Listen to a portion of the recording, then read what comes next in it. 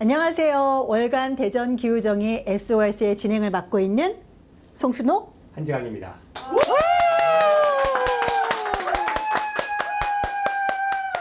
네, 오늘 환호 좋습니다. 월간 대전 기후정의 SOS는 한 달에 한 번씩 기후 위기를 걱정하고 기후 정의를 열망하는 대전 시민들을 찾아가는 인터넷 방송입니다.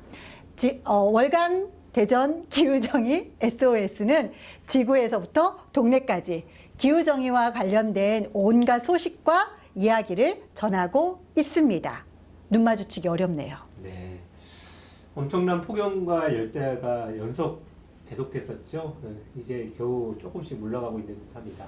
처서가 또 오고 귀뚜라미가 울면 여름이 끝난다는 옛말이 다행스럽게 의미를 잃지 않은 것 같습니다. 그래도 그 사이 수많은 사람들이 더위로 건강을 잃어받고 심지어 목숨을 잃는 이들도 늘었습니다. 기후위기라는 말을 다들 실감하고 있지 않을까 싶습니다. 기후위기를 해결하고 기후 부정의에 맞서는 일들이 더 절실한 것 같습니다. 네, 지난 6차 방송에서는 생태학살의 현장 새만금에 대해서 오동필님을 모시고 이야기를 나눴죠. 유사일의 최대의 사기극이라고 말을 했는데요. 사실은 대한민국에서 유사일의 최대의 사기극들은 여기저기 있습니다. 4대강 문제도 그렇고 국립공원에 케이블카를 놓는 문제도 그렇고 여하튼 제가 옆으로 좀 빠졌는데요. 새만금은 간척 사업이 이제는 새만금 신공항 건설이라고 하는 엄청난 생태 학살을 저지르고 이어지고 있습니다. 이에 맞서 싸우는 동료 시민들을 응원하면서 이제 새로운 이야기를 가지고 7차 방송으로 다시 여러분 곁으로 찾아갑니다. 네, 이제 첫 번째 코너를 시작해 보겠습니다. 새만금 신공항 백지화 공동의 김나희 님이 하시는 건데요. 기후정의 아무거나. 네.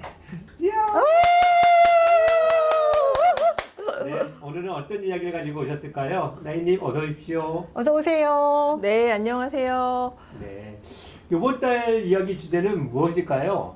네, 이번 달은 여러분들 생소한 주제일 수도 있는데 기후사직자, 기후사직이라는 개념입니다. 기후사직자 굉장히 생소한 말인데요. 혹시 기후위기 때문에 직업을 잃었다 뭐 이런 뜻일까요? 어떤 의미를 담고 그것보다 있나요? 좀 더 네. 적극적이고 좋은 의미입니다. 아, 네, 원래 가지고 있던 직업을 때려치우고 기후위기에 대응하고 기후위기를 막는 활동을 시작한 사람들을 기후사직자라고 부릅니다. 클라이밋 퀴터라고 합니다.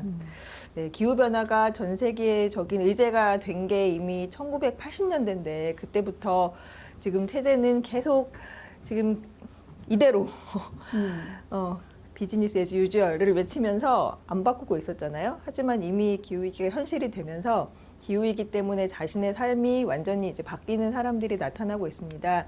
제가 SOS 1회 방송 때 연애, 출산, 결혼에 대해서 이야기를 했는데 네, 그렇죠. 그때 제가 빠뜨리고 말을 안 한 게 기후위기 때문에 출산을 안 하기로 결심한 사람들이 이미 통계에 잡히고 있다. 그리고 오마이뉴스 기후위기와 출산 파업이라는 연속 기사에서도 지금 이 주제가 다뤄지고 있습니다. 이런 식으로 결혼이나 출산 같은 자기 삶의 커다란 결정들을 바꾸고 또 직업도 바꾸는 일이 이제 일어나고 있는 것입니다. 기후 사익자라는 말이 있었다는 거 처음 알게 됐고요. 또 그런 의미군요. 그렇다면 근데 정말 기후 사익자들이 있는 것이겠죠? 그러니까 그런 말이 나왔겠죠? 네, 예를 들면 화석 연료 기업에서 일하던 변호사가 이제 양심 고백을 하고 때려치고 나와서 환경단체에서 일을 하거나 아니면 공장식 축산을 하던 그 축산업자가 그 자기 축산업을 그만두고 거기를 버섯 농장으로 바꾼다거나 하는 일들이 일어나고 있습니다.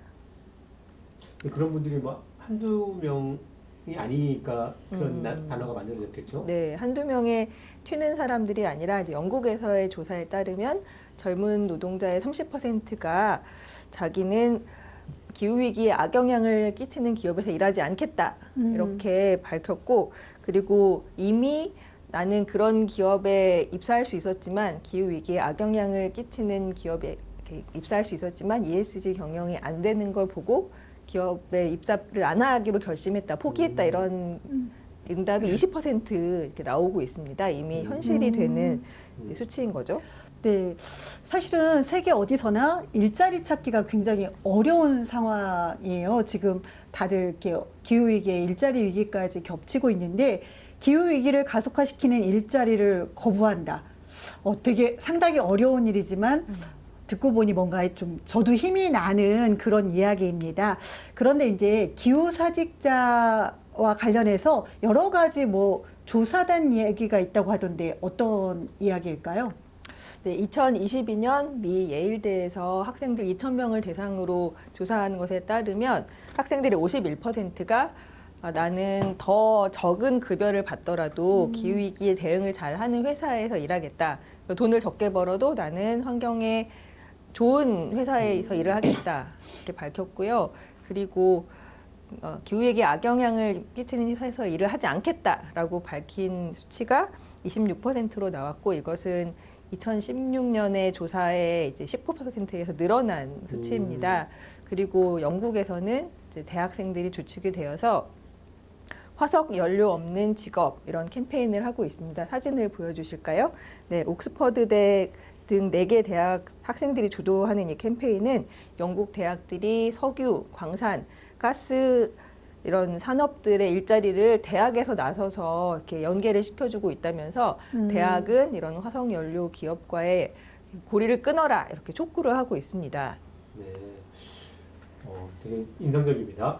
근데 그런 기후 사직자 중에서는 쉘 같은 엄청난 석유회사 이런 데서 일하던 사람들도 있다고 그러던데 어떤 사람 이야기일까요? 네, 2022년에 카를로니 데넷은 11년간 쉘을 위해서 일을 해왔거든요. 안전 컨설팅을 하는 일을 해왔는데 링크드인에 공개적으로 동영상을 올리면서 나는 오늘 쉘을 그만둔다. 왜냐하면 쉘이 이런 나쁜 짓을 하기 때문이다. 이렇게 동영상 좀 보여주시겠어요? 동영상을 보시면 네. 공개 동영상에서 쉘에서 11년간 일했지만 나는 쉘을 오늘 그만둔다. 쉘은 넷 제로를 말하지만 실제로는 전혀 석유와 가스 채굴을 줄이려고 하지 않고 실제로 계속 늘리려는 계획을 하고 있다.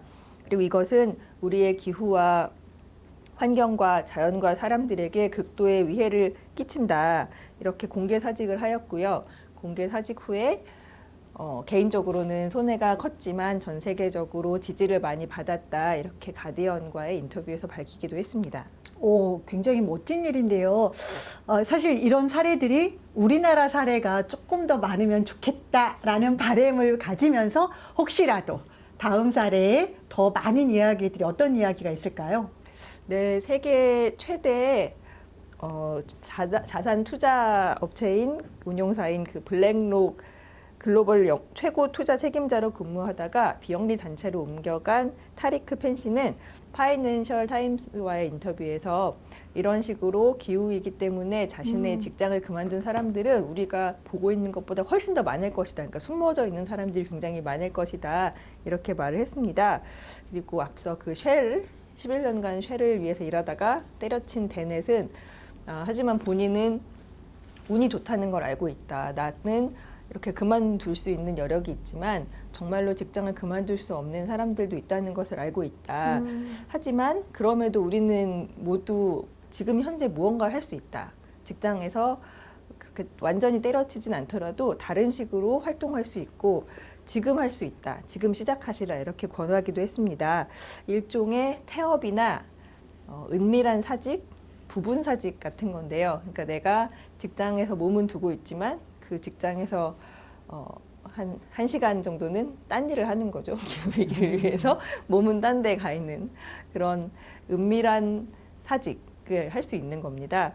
그리고 이거는 정치학자이자 사회학자인 제임스 C. 스콧이 말한 그 아나키즘 분석과도 통하는 건데 이 정치학자가 분석한 것에 따르면 베를린 장벽 붕괴 직전에 동독 군인들이 원래 그 베를린 장벽을 넘어가는 동독 주민들을 총살을 해야 되는데 그때 희한하게 총을 잃어버렸다 아니면 총이 고장났다 이런 신고가 굉장히 많이 늘어났고 그리고 막 아프다 피곤하다 막 집중이 안 된다 그리고 게을러진다 이런 비율이 많이 올라갔다고 합니다. 그러니까 동독 군인들이 명령은 받아서 그 동독 주민들을 학살해야 되지만 그 동독 체제에 이렇게 지속을 해야 하는 그런 충성을 하고 싶은 마음이 없어진 거죠.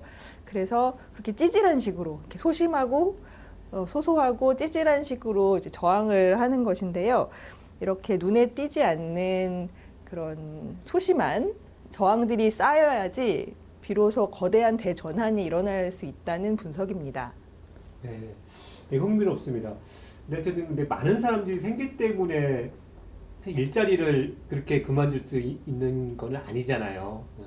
그리고 앞서 말씀드렸던 그런 분들은 아마도 상당히 일자리 그만둬도 먹고 살 수 있는 만한 위치에 있어서 아마 그래도 그런 얘기도 하셨을 텐데 그럼에도 불구하고 자신이 하는 일이 옳지 않은 일 이랬을 때 여러 가지 방식으로 거기에서 저항하고 할 수 있는 방법을 찾아보자 뭐 이런 제안이라고 생각이 듭니다. 네. 그런데 아이님은 세종시에서 계속 시위를 많이 하셨잖아요. 그러면서 공무원들을 보면서도 비슷한 생각을 하셨을 것 같긴 한데 어떠실까요? 네, 제가 세종시 국토부 환경부 앞에서 새만금 신공항 반대 선전전을 하면서 공무원들 이렇게 다니는 걸 보면서 내가 저 공무원들 마음에 돌을 던지다 보면은 저 중에 언젠가 한 명은 기후사직을 하고 밤에 우리 농성 천막으로 이렇게 찾아와가지고 내부 고발을 하지 않을까 이런 희망을 가지면서 저는 같이 당신배예요.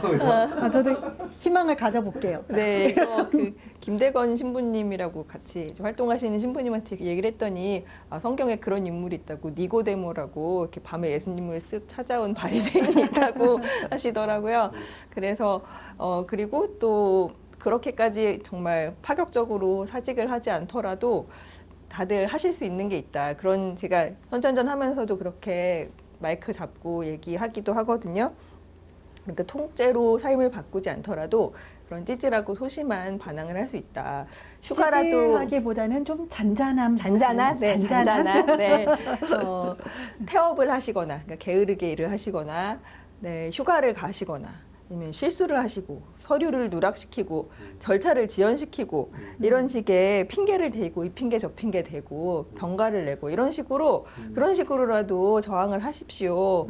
지금 여러분이 지금 이게 잘못된 걸 알면서도 이 기후 위기를 가속화하는 개발 사업에 동참하시면 역사의 죄인이 되시는 겁니다. 하지만 아주 소심하고 잔잔한 그런 잔잔한 저항을 하는 것만으로도 네. 여러분들이 역할을 하실 수도 있습니다. 그리고 티가 안 나는 그런 저항을 하실 수 있다. 티 나는 저항을 하시면 좋지만 티가 안 나는 저항을 하실 수도 있다.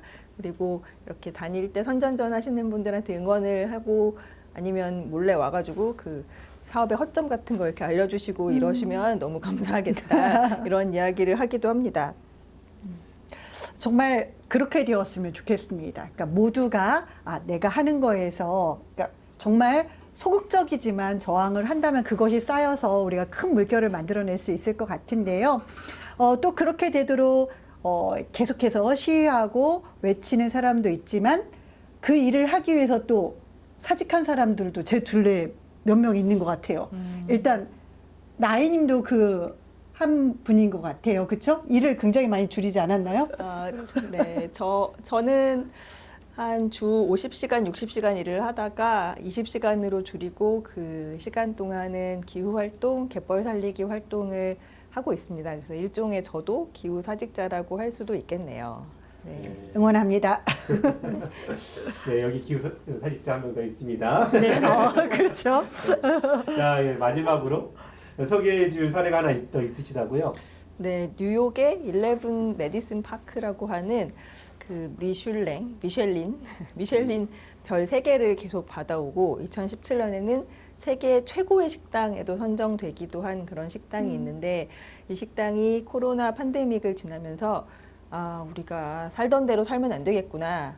우리가 파는 육식이 세계를 망치고 있구나. 우리가 돈을 덜 벌더라도 망하더라도 비건으로 전향해야겠다. 이렇게 이제 결정을 하고 그래서 완전 비건 식당으로 털바꿈을 했습니다. 그래서 어떻게 됐을까요? 망했을까요? 안 됐겠죠. 네, 망했으면 제가 얘기를 안 했겠죠.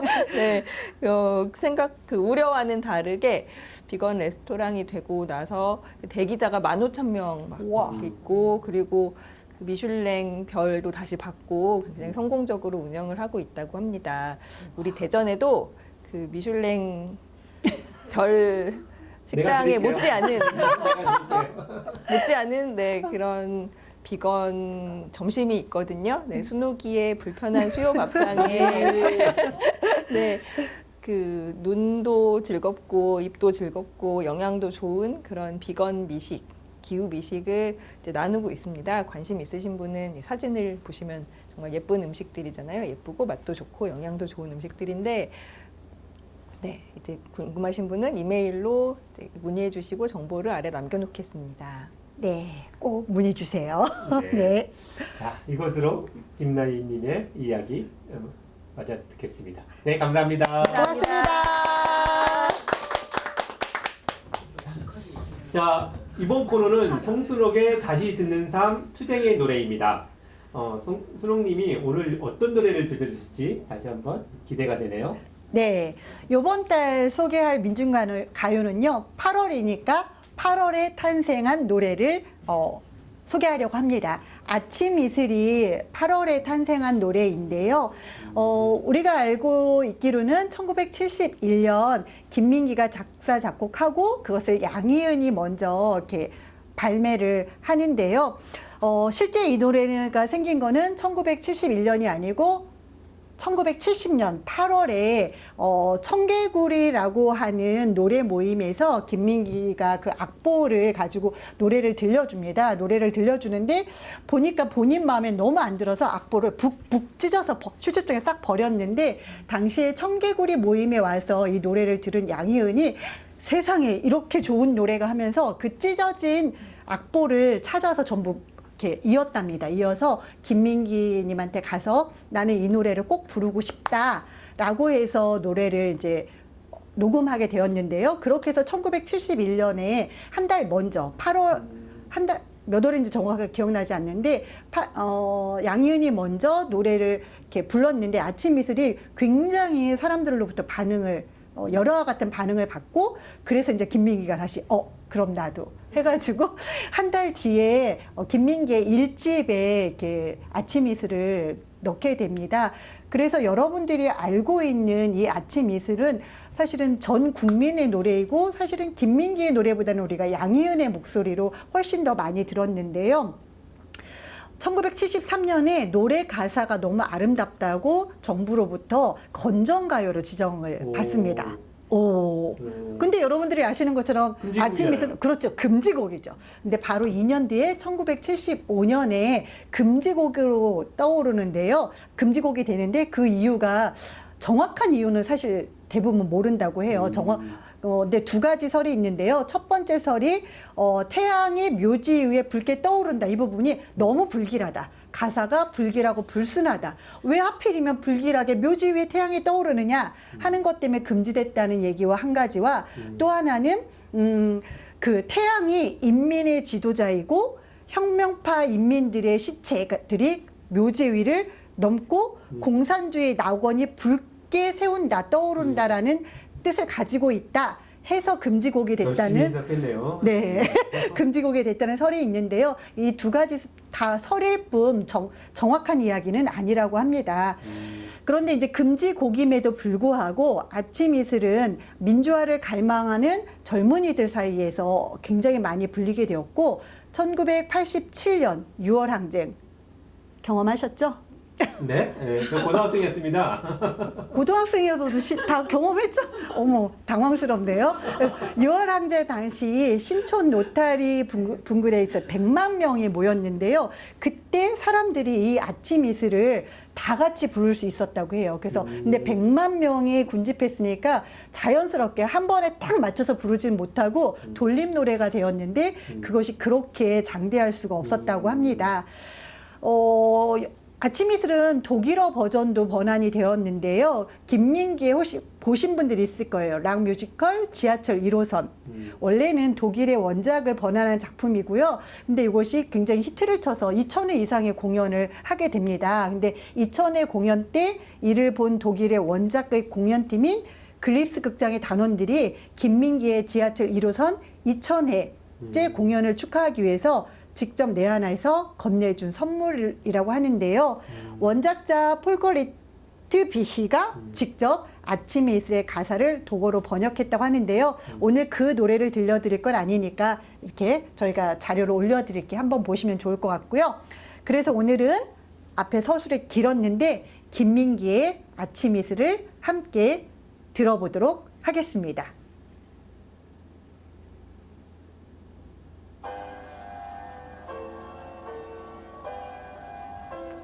같이 불러주세요. 다 아는 노래잖아요. 긴 방시 세우고 풀잎마다 맺힌 진주보다 더 고운 아침 이슬처럼 내 맘의 설움이 아라리 맺힐 때 아침 동산에 올라 작은 미소를 배운다. 태양 묘지 위에 붉게 떠오르고 한낮에 찌는 더위는 나의 시련일지라. 나 이제 가노라 저 거친 광야에 서러움 모두 버리고 나 이제 가노라.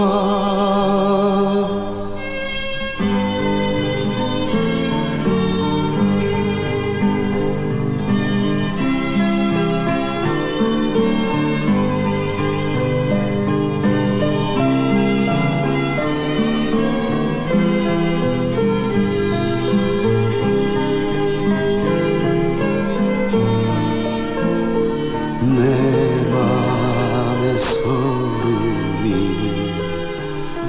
아라리 맺힐 때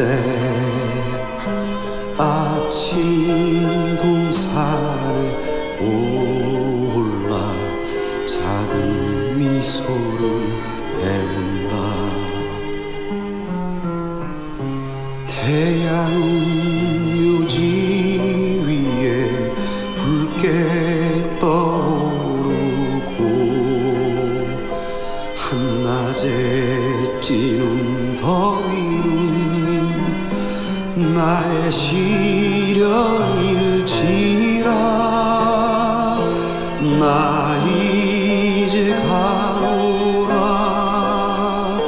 저 거친 광야에 서러움 모두 버리고 나 이제 가노라.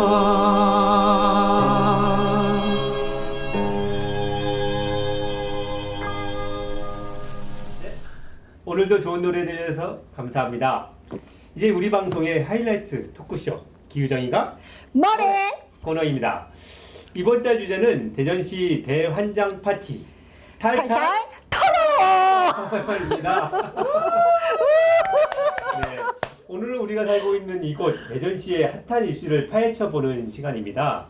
여기저기 대환장할 일들이 팍팍 쏟아지고 있죠. 모른 척할 수가 없습니다. 맞습니다. 대전의 이장효 시장이 돌발하는 민생은 몰라라.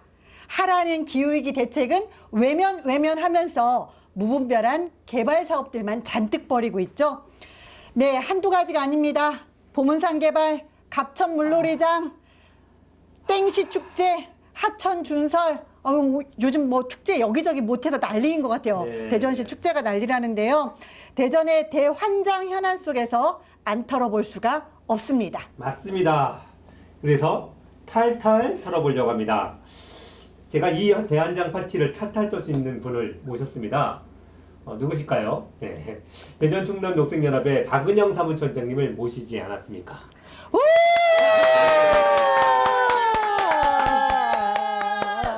아주 훌륭한 일을 하셨습니다. 네, 감사합니다. 자, 은영님 어서 오십시오. 본인 소개 부탁드립니다. 네, 안녕하세요. 대전 충남 녹색연합 활동가 박은영입니다. 반갑습니다. 아주 간단하게 소개를 하셨네요. 예, 좀 더 길게 했어야 되나? 자, 네. 아무튼 뭐 뒤에 어떻게 터지나 보면 인상이 딱 남으실 겁니다. 자, 이제 첫 번째 털어볼 것이 보문산 개발입니다. 내용이 잘 모르는 분들이 있으니까 좀 일단 보문산 개발이라는 게 뭔지 설명부터 좀 해주십시오. 우선은 보문산은 이제 뭐 대전에 있는 분들도 많이 보실 테지만 대전의 대사동, 문화동을 끼고 있는 중구의 어떻게 말하면 대전 시민들의 뒷산 같은 야트막한 산입니다. 이 산이 되게 대전시에서는 선거 때마다 핫 이슈가 됐던 산이기도 한데요.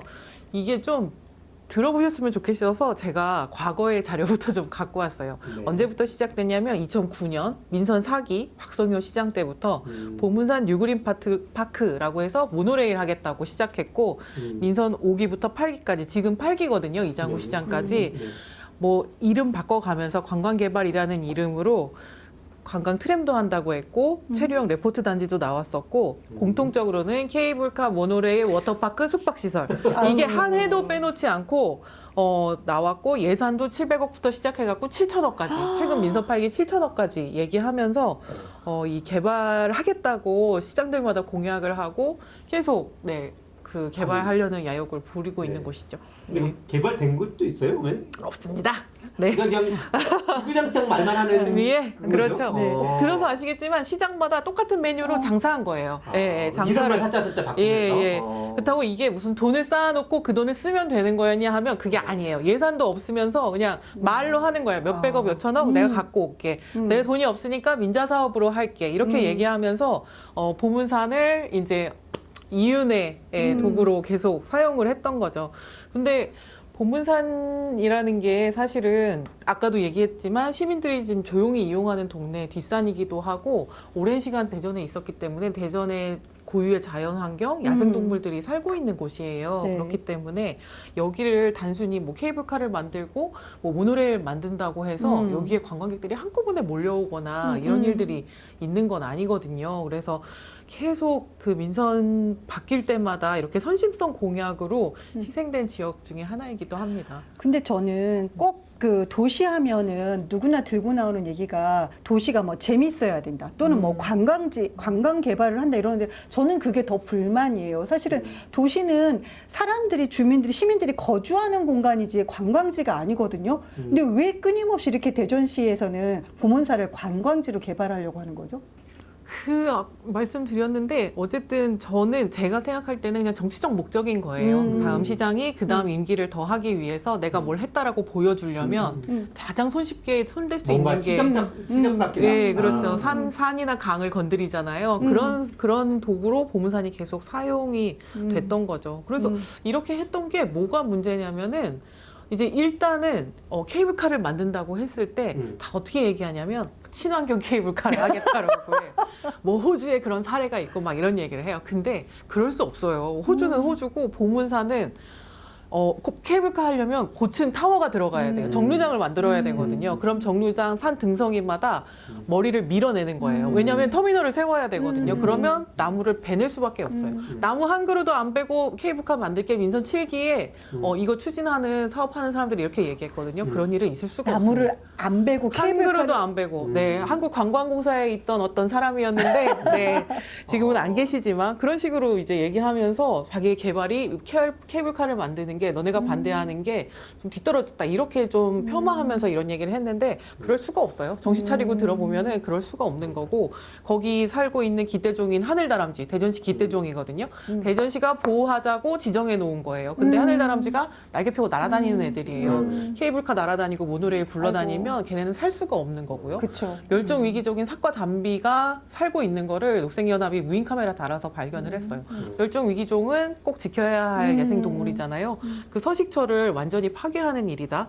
그리고 또 하나는 돈이 없다고 했잖아. 예산이 없어요. 예산이 없는데 이장우 시장도 얘기해요. 케이블카 할 수 있다고 막 예산을 뭐 만들어서 갖고 오겠다고 민자로 갖고 오겠다고 지금 민자 사업 하려고 사업자 공모를 했어요.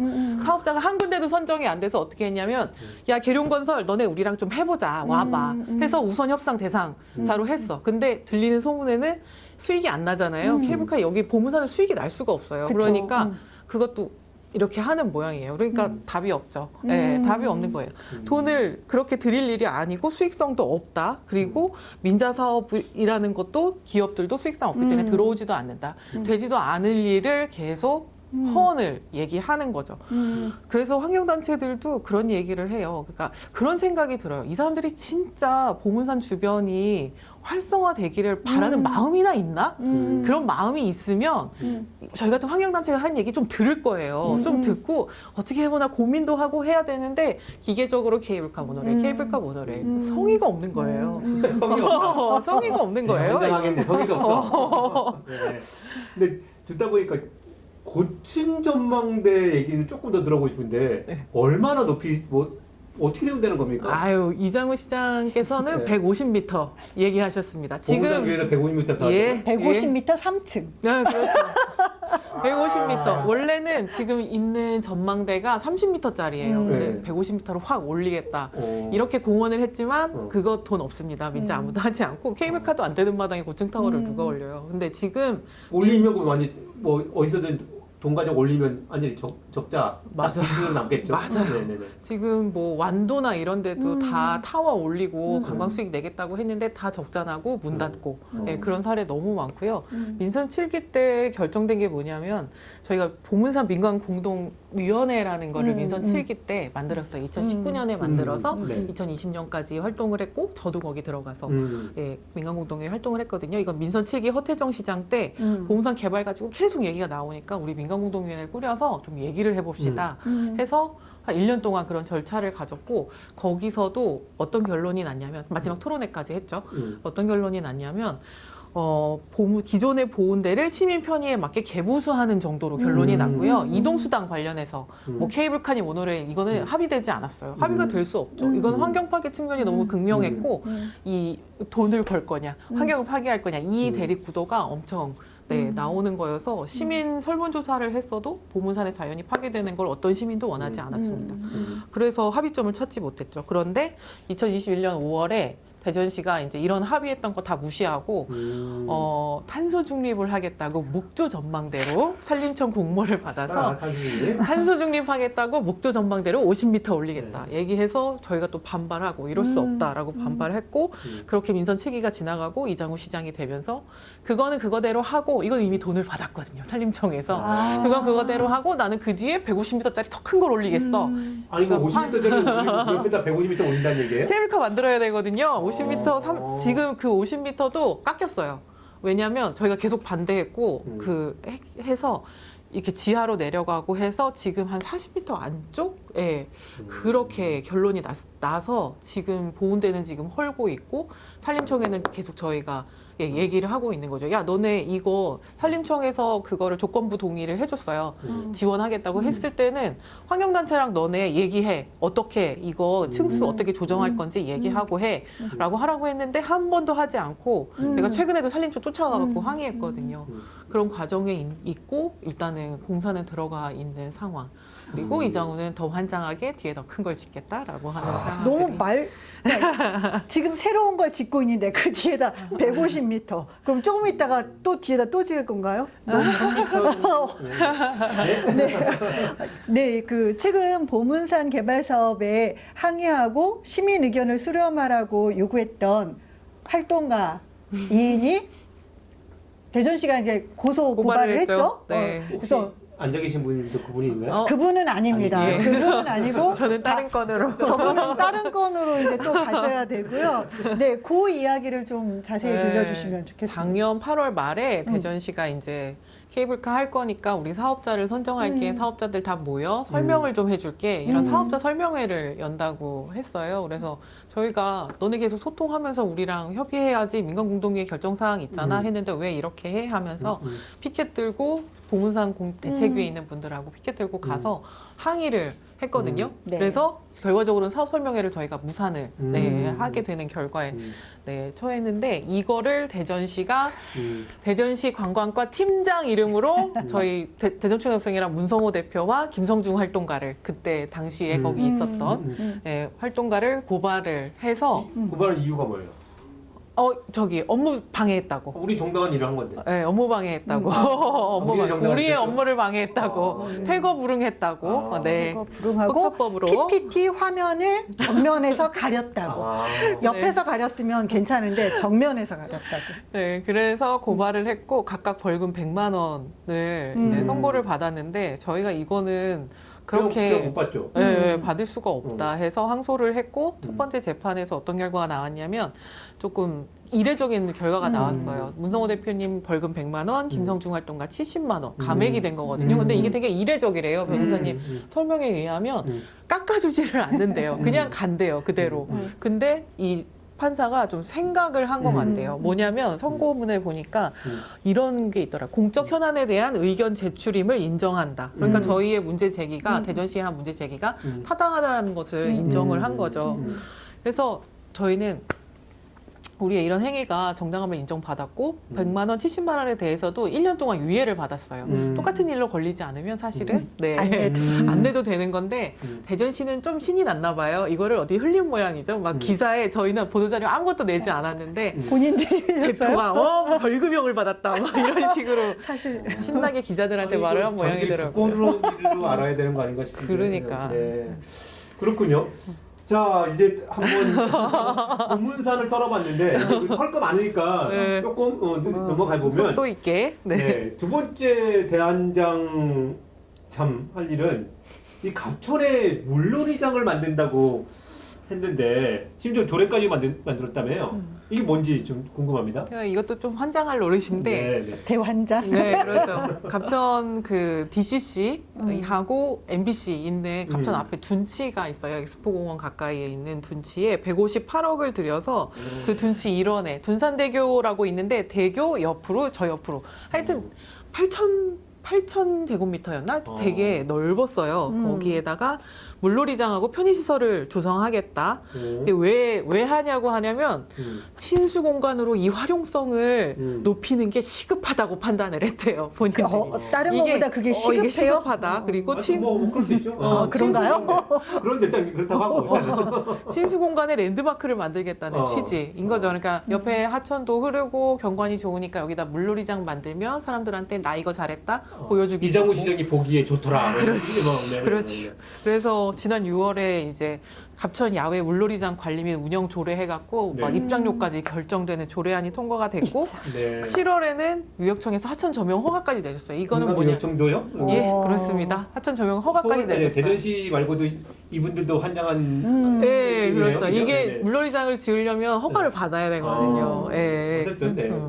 그렇게 했죠. 그래서 제가 정보공개 청구를 해서 이거를 기획한 것들을 쭉 봤는데 이 양반들이 이렇게 그림으로 삼은 수영장들이 있더라고요. 일단은 한강에 난지 양화 물놀이장이라고 있나 봐요.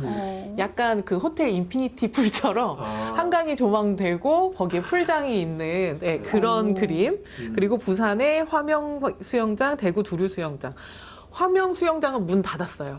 왜냐면 위탁을 줬나 봐. 업체 쪽이랑 입장료 다툼이 있어서 문 닫았고 두류는 하천변에 있지도 않아요. 네, 그거는 그냥 시설공단 옆에 그냥 수영장 지어놓은 거. 보니까 결국은 한강 따라 하고 싶었던 네, 모양이었던 것 같더라고요. 근데 그 네. 갑천은 사실은 비가 오면 그 둔치 아랫부분은 늘 물이 차는 곳이잖아요. 근데 그 늘 물이 차는 걸 이장우가 모르는 건 아니잖아요.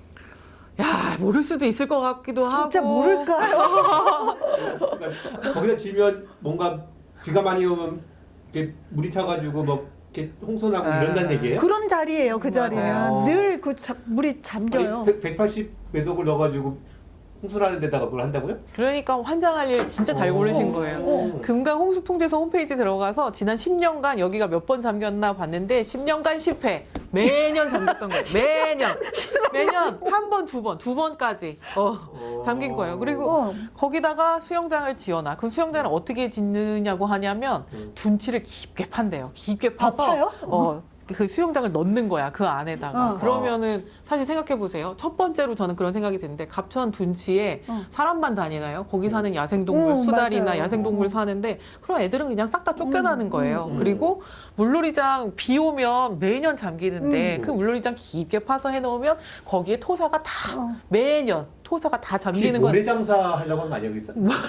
모래장사 얘기 이따 준설할 때 할 건데, 아, 네, 그래요? 그것도, 네, 이따 꼭 얘기하겠습니다. 그래요? 그래서 매년 시설물 관리하는데 세금이 투입될 수밖에 없어서 어떤 생각까지 하냐면, 야, 이게 이런 관리하는 업체 돈 주려고 이렇게 하나? 이런 생각까지 들 정도로 사실인지 아닌지 몰라요. 예산 낭비의 전형이다. 그리고 물놀이장을 1,500명이 들어올 정도의 규모로 만든다고 해요. 그러니까 엄청난 그래요? 규모. 조감도 보면 엄청난 규모인데 거기 다 들어오게 하려면 시설 다 들어가겠죠. 풀도 들어가지만 화장실, 샤워부스, 뭐 분수도 만든다고 하고 꽃단지도 만든다고 하고 하는데 홍수난 것도 싹 그렇죠. 그리고 그게 물 흐름을 방해하는 홍수 유발 시설물이 되는 거예요. 그러면은 우리 그냥 한번 쓰려고 하면 되는 것을 이렇게 하천 둔치 따라서 물 흡수하고 넘어가게 되는 거를 흡수 하나도 못하고 물이 더 내려가는 거예요. 거기 밑에 원총교 내려가면 더 원총교인데 거기 맨날 원총교 잠긴다고 준설하는데 그 물놀이장 만들잖아요. 원총교 또 잠기게 되는 거거든요. 그러니까 말이 안 되는 거예요. 준설은 준설대로 하면서 홍수 유발 시설물은 만들어 놓고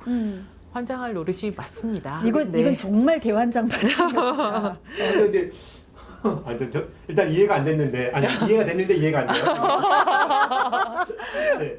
근데 어쨌든 올해도 홍수가 나서 크게 문제가 됐다며요. 맞아요. 됐죠. 그래가지고 이장훈 시장도 뭐 긴장한 거예요? 아니 뭐 유해했다는 얘기도 들리던데. 맞아요. 이게 갑자기 보도자료가 났는데 2025년까지 여기 토사물도 치워야 되고 우리 준설도 더 해야 된다라고 하면서 물놀이장 일단 유예한다고 하는 거예요. 근데 안 짓겠다는 게 아니에요. 계획서 보면은 공사 기간이 2026년 1월부터 6월까지 완공하겠다라는 계획이 있습니다. 유예라는 게 포기한 게 아니에요. 포기한다는 게 아니라 네. 좀 밀어보겠다. 네. 2026년이면 지방선거 있는 때죠. 그때 나 뭔가를 이거 뭐 보여주기 딱 좋은 시절이라 이거 지방선거 선거 준비하나 이런. 앞으로 기후이기 때문에 홍수는 더 세게 올 것 그렇죠. 같은데. 네, 맞아요. 그때랑은 다를까요? 안 다르지. 그 얘기 못 들으셨어요? 올해가 제일 시원한 여름이라 그러니까요. 뭐 그런 얘기도 그러니까요. 하고. 네. 강우 패턴이 완전히 바뀌는데 그런 이런 때에 그런 식으로 시설물을 만드는 건 말이 안 되고 네, 퇴적물 쌓이는 시설물은 없애야 됩니다. 네. 이제 두 번째까지 지니까 답답함이 더 쌓아올리는데 더 이상 못하겠는데. 그래도 준비됐으니까 하나는 더 해야죠. 네, 하게 해야죠. 되는데 네. 이 또 다시 물 얘기입니다. 큰 물난리 겪으면서 유동교로 또 내려와서 큰 피가 났다. 이런 얘기를 하던데 그래서 이정우 시장이 유동규가 떠내려가진 않았고요. 내려앉았어. 내려앉았어요. 이게 떠내려가면 큰일 났죠. 네, 그래서 그래서 아까 모래 준설 얘기가 나왔는데 그래서 그 대책으로 준설하겠다 이렇게 얘기를 했다는데 그건 효과가 있는 건가요? 준설은 효과가 없어요. 네, 제가 단언 건데, 네. 그러니까 준설이 막 필요 없다 이렇게는 말할 수는 없어요. 진짜 좀 비워내야 될 때가 있기도 하거든요. 근데 그거는 정말 드문 경우고 하천 준설이 대전시가 얘기하는 패턴을 보면은 단기적인 대책이에요. 당장 이제 홍수는 온다 그러고 긴급하게 뭘 해야 된다. 항상 긴급 대책이라고 얘기를 해요. 근데 홍수가 오는 거 너무 몇 년 전부터 계속 오던 패턴인데 항상 긴급 대책인 것도 참 이해가 안 돼요. 왜 미리 준비하지 않는 거지? 이런 생각이 드는 거죠. 그래서 홍수가 항상 긴급하게 오나 보죠. 대전만. 대전만. 그래서 긴급 대책으로 계속 강바닥을 긁어내는 것들을 단기적으로 하는데 올해도 42억 들여서 3대 하천 일대에다가 대규모 준설을 했어요. 아마 지나가다 많이 보셨을 거예요. 포크레인이 강바닥 파고 있는 거. 그 모래를 팔려고 할 때는 그 모래를 팠으면 그 모래를 팔아야 되거든요. 모래를 파냈으면 쌓아놓으면 안 되잖아요. 근데 원래 준설이 시간보다 늦어진 게 모래를 팔 데가 없대요. 아, 대전시가 팔 데를 못 찾아갖고 원래 한 6월 초부터 시작하려고 그랬는데 늦게 시작을 했죠. 그래서 비가 막 쏟아지는데 모래는 막 쌓여 있는 거야. 그럼 그 물이 다시 흘러. 준설을 다 하지도 못한 채 비가 내리기 시작한 거죠. 도루묵 아니에요? 그러니까 생돈 들인 거죠. 그냥 준설 다 하지도 않고. 그래서 홍수 다 지나간 지들끼리 다음에 올리려고 했나 봐요. 준설을 하고 있는 거예요. 이정호. 네. 네네네. 말하다 보니 나도 자꾸 열이 많네. 네. 이게 대전의 3대 하천이 200년 빈도로 홍수 이렇게 대비가 되어 있어요. 그게 예를 들면은 하루에 340mm 그리고 이틀에 460mm까지 견딜 수 있는데 그래서 올해 작년보다 비가 많이 왔어 하면 안 왔어. 요번에 7월 9일부터 10일 새벽에 많이 온 때 있잖아요. 유등교 침하된 때 144mm 왔어. 그러니까 준설 딱 이거 안에- 물그릇에 키워서 내는 게 문제가 아닌 건 거예요. 사실은 비는 오히려 더 적게 왔는데 그게 문제가 아니라 물 흐름을 어떻게 빨리 흐르게 할 건지, 그리고 홍수터나 이런 것들을 어떻게 더 넓게 가져갈 건지 계속 하천 주변으로 시설물이나 파크 골프 한다, 뭐 한다, 시설물 들어오는 게 그런 대책, 그런 거를 하면서 준설만 하는 거는 너무 단기적이라는 거죠. 장기적으로 하천 주변에 그런 시설물들 지향하고 홍수터라 그래서 물을 흠뻑 먹을 수 있는 녹지들을 더 넓게 조성을 하고 보가 되게 많아요. 갑천에 맞아요. 보가 진짜 많거든요. 도심권역에만 한 24개, 300m 간격으로 저기 조금 도서지역 들어가면은 농사 지으신다고 보가 더 많이 있는데 그런 보들을 쓸모없는 보들을 빨리 털어내서 물이 막히지 않게 빨리빨리 흘러가게 하는 거. 그리고 준설을 할 수 있어. 근데 대전시가 좀 그렇게 했으면 좋겠는 거야. 뭐가 하천의 흐름을 막고 있고 강우 패턴이 어떤지 좀 분석을 해서 준설을 하는 구간은 맨날 쌓여서 준설을 하는 거거든요. 그러면 여기를 준설이 아닌 다른 방안으로 어떻게 빨리 털어낼 수 있는지 이런 것들을 좀 고민을 해야 되는데 그 고민이 아니라 닥치면 준설, 그냥 닥치면 준설 이런 패턴이어서 너무 문제가 사실은 듣고 보니까 네. 그 준설 업체랑 뭔가 이게 있지 않으면 사실은 거기에 시설물을 들이지 않으면 문제가 되지 않는 범위에 물이 차는 건데 계속 그걸 가지고 물그릇을 넓힌다고 하는 거잖아요. 그래서 저는 약간 은영님 얘기를 듣다 보니 의심스러워요. 상당히 네. 그러지 않고서야 그런 게 없다면 어떻게 그렇게 매년 말도 안 되는 대책을 하고 근데 준설하면 또 퇴적물 쌓이고 준설하면 또 퇴적물 쌓이고 도돌이표잖아요. 의심스럽습니다. 우리나라 국토부의 나라야. 아, 네, 네. 이제 갑갑한 얘기 좀 네. 넘어가서 네, 참 갑갑합니다. 대전의 대환장을 어떻게 하면 좋을까? 그래서 시민들이 나섰죠. 지난해에 이어서 올해도 함께 하는데요. 작년에 이어 올해도 대전은 따로 이렇게 서울 전국과 함께 하지만 대전 지역에서 따로 기후정의 행진을 준비하고 있다고 들었습니다. 좀 자세히 강력하게 소개를 좀 네. 부탁드립니다. 일단 일정 9월 7일 오후 2시 한박수목원 주차장 들어가시는 그 도로 앞에서 진행을 하고요. 오후 2시에 열립니다. 저희가 한 500명의 시민들과 함께 집회도 하고 행진도 하고 저희가 기후정의 목소리를 좀 높이려고 준비를 하고 있고 대전 같은 경우는 이제 작년부터 조직위를 따로 꾸려서 물론 서울로 가시는 분들도 있지만 지역에서 좀 준비를 하고 있어요. 지역에서 저희가 기후정의의 목소리 그리고 대전에 필요한 기후정의의 의제들을 좀 높이고 기후운동의 근육들을 좀 대전에 있는 분들과 키우는 것이 지금 또 필요하다는 판단을 했고 행진 준비하면서 사실은 우리 되게 뜨겁구나 이런 생각들을 많이 합니다. 제가 잠시 좀 어려운 상황이 있어서 자리를 비웠는데도 다 착착착착 야 진짜 대단하죠. 네. 아유. 착착착은 아니었습니다. 은영님의 빈자리가 너무 크게 느껴졌고 허둥허둥 막았습니다. 하루 얘기하시죠. 자, 근데 그날 그러면 우리 시민들이 모이면 무엇을 외치나요? 네. 오늘 뭐 했던 이 대환장 할 일들 이거 하지 마라 이런 얘기도 외치는 거죠? 당연합니다. 네네네. 당연하죠. 저희 대전의 의제니까요. 대전에서 하는 만큼 저희 이제 전국 조직위에서 하는 의제들을 좀 지역에 맞게 사실 다 지역에 있는 의제들이거든요. 그래서 그렇죠? 맞게 좀 해서 기후재난 대비하고 공공의료나 공공교통 강화. 대전에도 사실 대전 의료원 문제라든지 네, 공공재활병원 문제라든지 이런 의료시설에 대한 문제들도 있고 공공교통은 뭐 너무나 네, 당연한 요구가 있고요. 지금 얘기한 보문산 개발 그리고 금강에 있는 우리 금강권역이잖아요. 지금 용동 계속 하고 계시죠? 네, 세종보 제가동 하지 마라. 그리고 공주보 네, 보 철거하라. 이런 이야기들. 그리고 대전시도 2030년까지 온실가스를 40% 감축하겠다라는 목표를 설정을 했는데요. 어떻게 네. 하는지 어떻게 할지 모르겠어요. 근데 어쨌든 제대로 해라. 그리고 구체적 이행하고 또 대규모 복합화력 발전소 계획이나 이런 것들도 있어요. 그리고 대전에 핵시설이 없다고 생각하시지만 하나로 원자력 연구원에 있습니다. 그래서 재생에너지를 확대하고 이런 에너지 문제 전환하는 거, 그리고 생태농업 확대하는 것과 채식급식 요구안들, 예, 이런 것들이 대전에서 또 며칠 요구안으로 준비돼 있어요. 그래서 사실 그저께도 천안에서 연락을 또 받기도 했어요. 이쪽으로 와도 되겠냐고. 그래서 너무 환영한다는 이야기를 했고, 예, 옥천 같은 경우도 원래는 오시기로 했는데 자체 행진을 또 그러게요. 예, 기획하기도 하고, 저는 지역에서 이런 그렇습니다. 움직임들이 계속 있는 게 좋은 시너지를 내고 있다고 보고, 체제 전환이나 기후위기 대응 이런 목소리들이 지역에서 먼저 자기 과제를 선명히 하면서 우리의 목소리를 더 내는 게 더 빠르게 이 일들을 다가설 수 있게 하는 거 아닐까. 그러니까 함께 해주세요. 네. 함께 해주세요.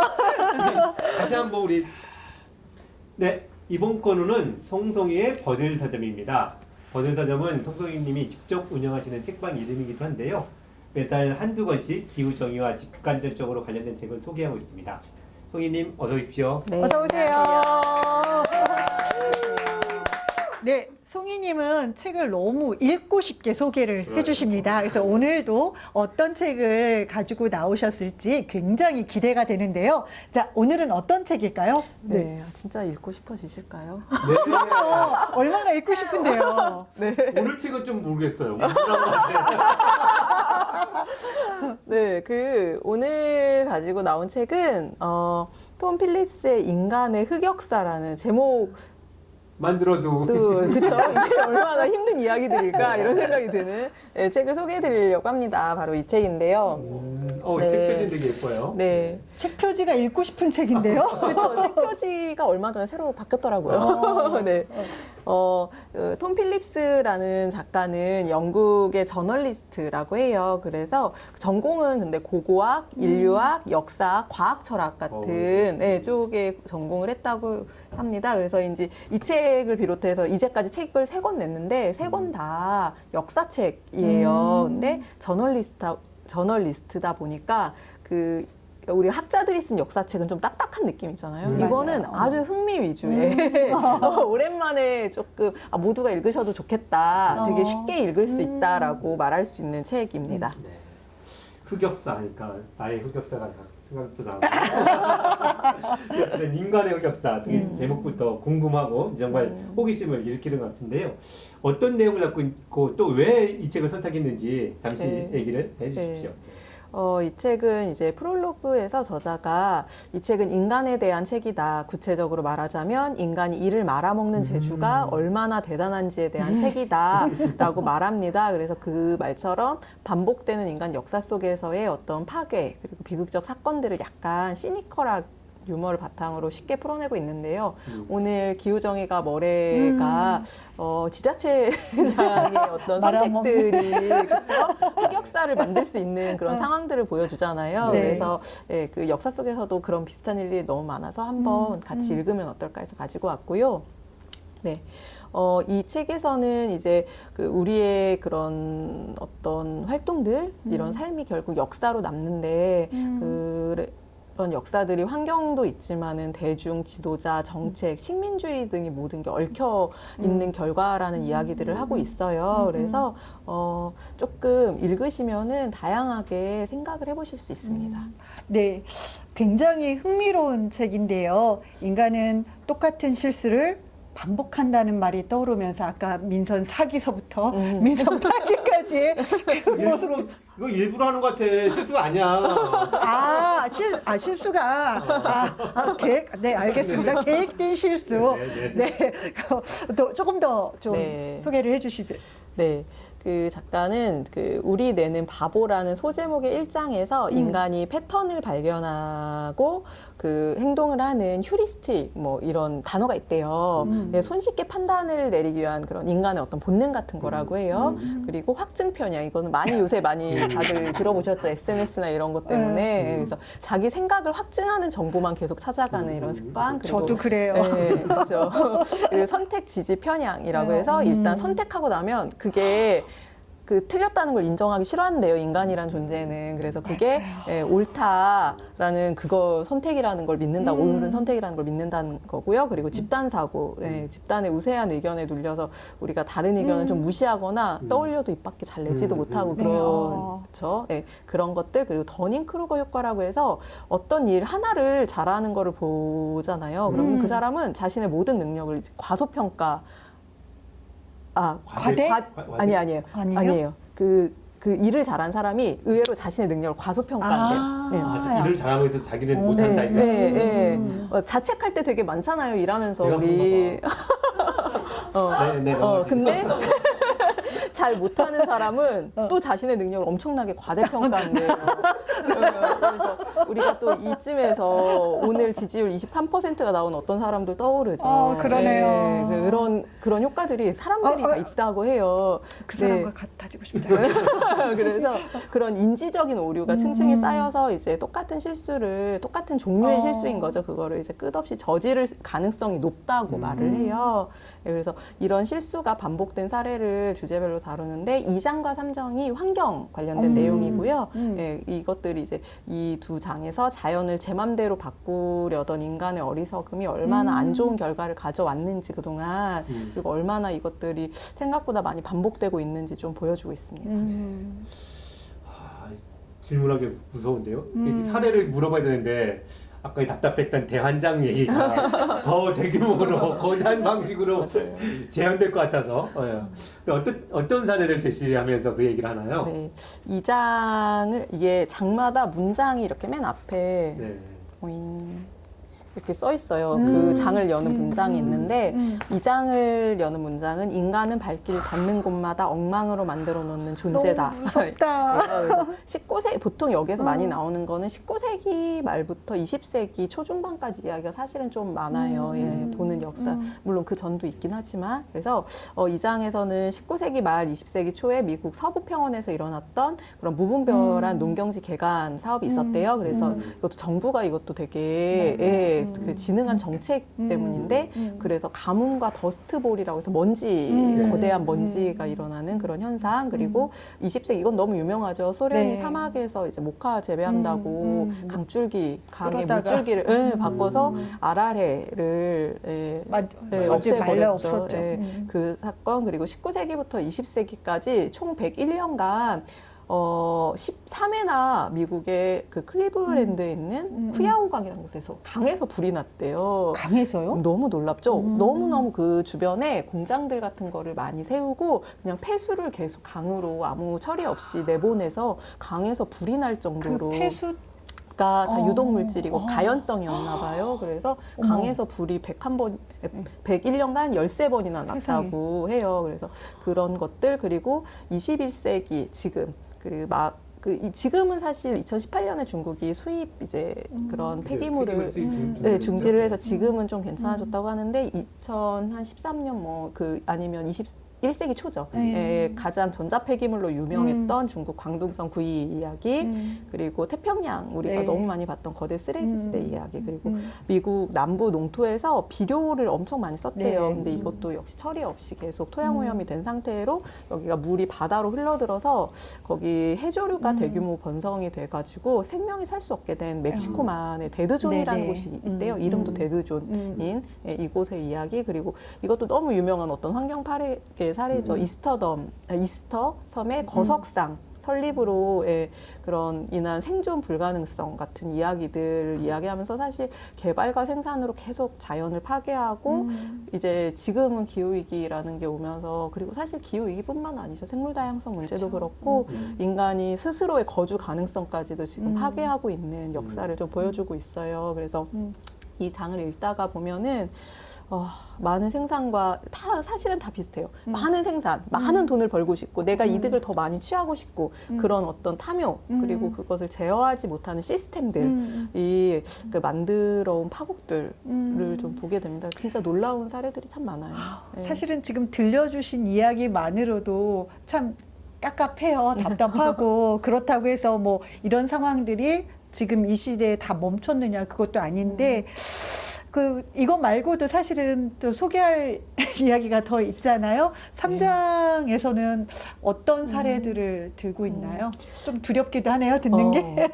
그 2장이 이런 산업 관련된 이야기라면 3장은 그 생명은 살 길을 찾으리니라는 제목으로 야생동물을 통제하려고 해서 생긴 좀 좋지 않은 사례들을 보여주고 있습니다. 그래서 3장을 여는 말은 동식물을 제 뜻대로 통제할 수 있으리라는 인간의 과시는 번번이 큰 화를 초래했다인데요.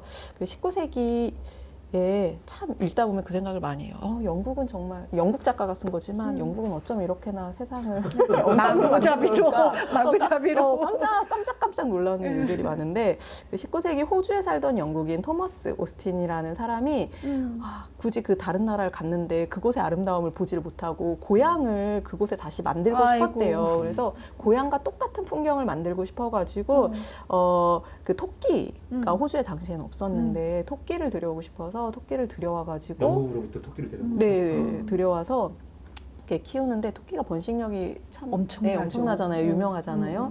그래서 이걸로 호주 생태계를 거의 파괴를 했다고 해요.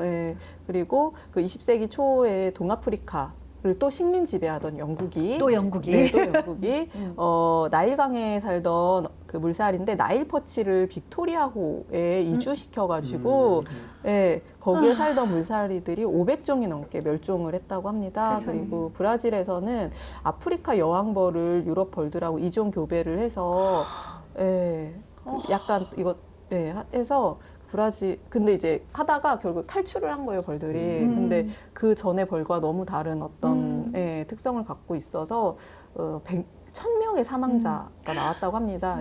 통제를 할 수 없었던 거죠 결국에는. 그리고 20세기 중반 중국에서 이것도 참 유명한 이야기인데 그 진행한 제4의 운동이라고 해서 4가지 유해동물을 박멸하는 그런 공공보건 정책이 있었다고 해요. 마오쩌둥이 주도한.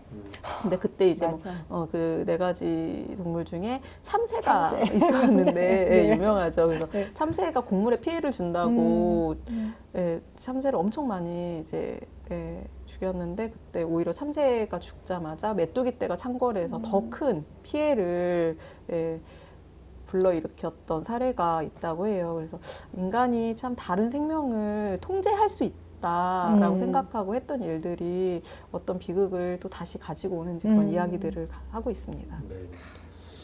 참 들어보면 말씀하셨지만 이 제국주의적 행위들과 또 긴밀히 앞에 3가지 사례는 확실히 제국주의적 행위들이고 중국의 사례는 참 어처구니 없는 또 그런 측면이 있는 것 같습니다.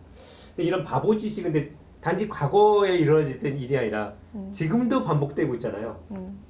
현재 진행형에 대해서 큰 심각성인데 거기에 대해서도 얘기하고 있죠, 이 책은요? 네, 맞아요. 그래서 저자는 이런 역사 속의 바보짓들을 주제별로 소개를 해요. 그래서 그 마지막 에필로그에서 저희가 우리가 지금 저지르고 있는 실수는 무엇인지 그리고 과연 미래에는 어떤 그런 일들을 또 할지 예상하면서 기후위기 이야기를 합니다. 그러면서 책이 이게 2018년에 쓰여졌고 19년에 나왔더라고요. 보니까 한국에서는. 근데 이 시기에 오스트리아가 석탄 화력 발전소를 재가동을 시작을 했었나 봐요. 그래서 그랬고 또 막대한 전기와 물을 쓰는 암호화폐인 비트코인 광풍이 이때 전 세계에 불었다고 해요. 그래서 기후위기 해결을 이야기하면서 그리고 또 한국은 사실 그거는 좀 덜한 편이긴 한데 과학을 맹신하는 나라기 그렇죠. 때문에 근데 이제 서구 사회에서는 기후위기 이야기를 하면 그게 사실인지부터 토론을 하자고 해결을 하자고 하면은 그런 이야기를 많이 하나 봐요. 그래서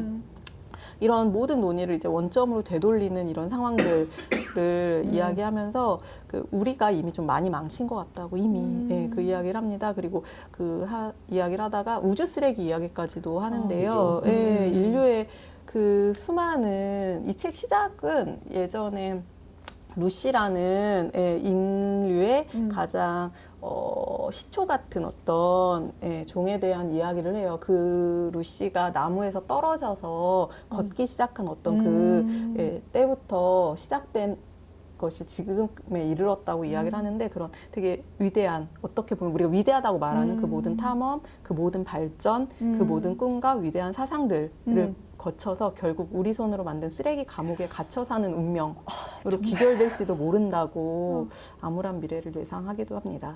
네. 근데도 우리는 모두 그래도 희망을 믿고 싶잖아요. 저자도 그래서 우리가 바뀔 수 있지 않을까. 이제부터라도 이런 과거들을 좀 보고 배우기 시작할지도 모른다고. 그래서 자신이 지금까지 한 모든 말이 다 과도한 비관일지도 모른다. 우리가 이런 바보짓이 사라질 새 시대의 여명기에 사는 사람이 될 수 있다. 그런 행운아가 될 수 있다라는 희망으로 책을 마무리해요. 우리 존재에 대한 희망을 좀 놓지는 않는 편입니다. 너무나 다행스럽네요. 이런 끊임없는 바보짓의 역사 속에서도 저자가 희망의 끈을 놓지 않았다니까 저희도 한 번 더 네. 희망의 끈을 붙잡아 보고 싶습니다. 저자가 이런 희망을 얘기하면서 책을 마무리하는 내내 나오는 이 수많은 비극에 대한 이야기를 좀 더 이렇게 송이님이 이렇게 마무리를 착 돌려가지고 한 번 더. 그러니까 이렇게 희망을 말하면서 책을 마무리하는 거는 이 책 내내 나오는 수많은 그 비극의 역사가 사실은 이게 그러니까 자동적으로 이렇게 계속 운명지어진 게 아니잖아요. 예, 인간이 탐욕이나 다른 존재를 죽이는 것이 아닌 충분히 더 나은 선택을 할 수도 있었던 순간들이 있었다는 이야기인 거죠. 그래서 그리고 그 서로를 지키고 함께 사는 어떤 반대의 경우 충분히 더 나은 선택을 할 수 있는 그런 거를 알기 때문에 아마 그렇게 마무리를 하지 않았나 이런 생각을 하고 우리가 선택하는 정치인이 그리고 지지하는 정책이 결국 우리가 꿈꾸는 미래를 보여주는 거라고 생각을 해요. 그래서 그런 것들이 이제 우리가 바뀔 수 있는 존재라는 그리고 이제까지와는 좀 다른 역사를 만들 수 있다고 말하는 것 같습니다. 근데 오늘 또 기후정의가 뭐래 들으면서 과연 지금 2024년 하반기를 사는 우리가 그리고 여러분이 2019년에 이 책을 쓴 저자와 같은 희망을 갖고 계신지 우리 존재가 그래도 과거를 좀 통해 배우는 새로운 역사를 열고 있다고 생각하는지 좀 궁금해요. 그래서 오늘 책 소개는 여기에서 마무리하면서 그렇게 생각하시는지 어떤지 댓글로 답을 주시면 좋을 것 같습니다. 네. 네. 네, 감사합니다. 네. 오늘 얘기는 여기서 마무리해 네. 보도록 하겠습니다. 네. 수고하셨습니다. 네. 고맙습니다. 댓글 찾아봐야겠다 이제. 자, 이제 노래 하나 듣고 오늘 방송을 마칠까 합니다. 이번 달은 탐자체 꽃님님과 솔님이 준비했습니다.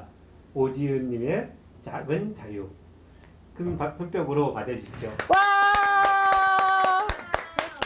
너와 따뜻한 커피를 마실 수 있다면 쓸데없는 얘기를 나눌 수 있다면 좋겠네.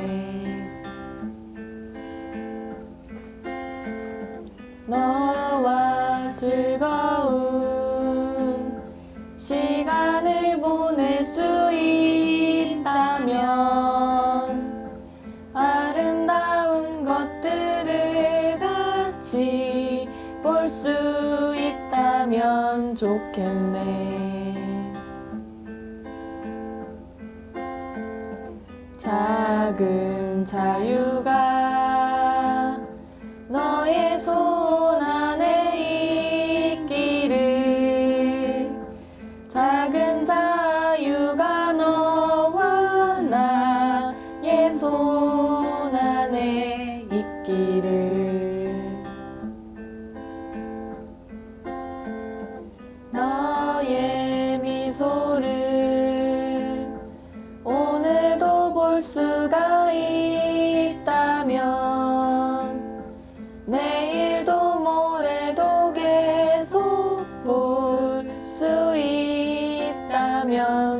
좋겠네.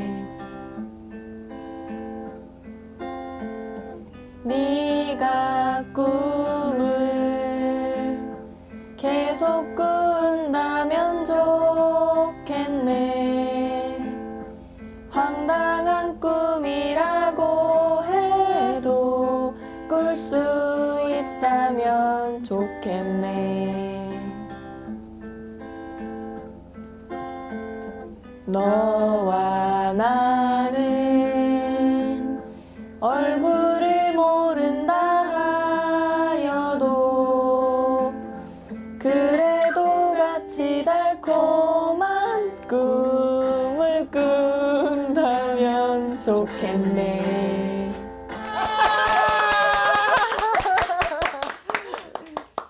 네, 너무 애쓰셨습니다. 작은 자유는 2009년 오지은 님이 티벳의 분리독립운동 때 그 아파하는 티벳 친구들을 위해 만든 곡이라고 합니다. 잔잔한 멜로디와 따스한 가사가 참 우리의 마음을 토닥여 주는데요. 오늘 건윤과 설의 목소리로 들으니까 더 위로가 됩니다. 지구라는 별에서 그 어느 누구도 죽음을 당하지 않는 세상을 꿈꾸면서 이것으로 대전 기후정의 SOS 7차 방송을 마칠까 합니다. 대전 기후정의 SOS는 기후위기, 기후정의에 대한 교양과 지식만을 쌓는 것이 아니라 지금 여기에서 그리고 전국 세계 곳곳에서 벌어지는 기후정의를 향한 싸움에 연대하는 데 도움이 될 수 있도록 노력하겠습니다. 네, 앞서 이야기 나눈 대로 9월 7일 전국적으로 그리고 대전에서 기후정의 행진이 열립니다. 기후가 아니라 세상을 바꾸자라는 슬로건을 내걸고 수많은 시민들이 모이고 함께 해줄 것입니다. 대전 기후정의 SOS도 지지하고 연대합니다. 저희 방송의 청취자분들도 함께 해주시리라고 기대하고 또 부탁드리겠습니다. 나중에 행진에 참여하고 나서 소감도 좀 보내주시면 좋을 것 같습니다. 네, 이 방송을 만드는 대전 기후정의 모임이 궁금하시다면 아래 이메일로 연락을 주십시오. 매달 하는 정기 모임에도 참여하실 수 있습니다. 화면에는 등장하지 않지만 오늘 방송을 위해서도 여러 사람들이 애써주셨습니다. 오늘부터 방송 대본 작업과 방송 연출을 함께 해주시는 건유님 너무 고맙습니다.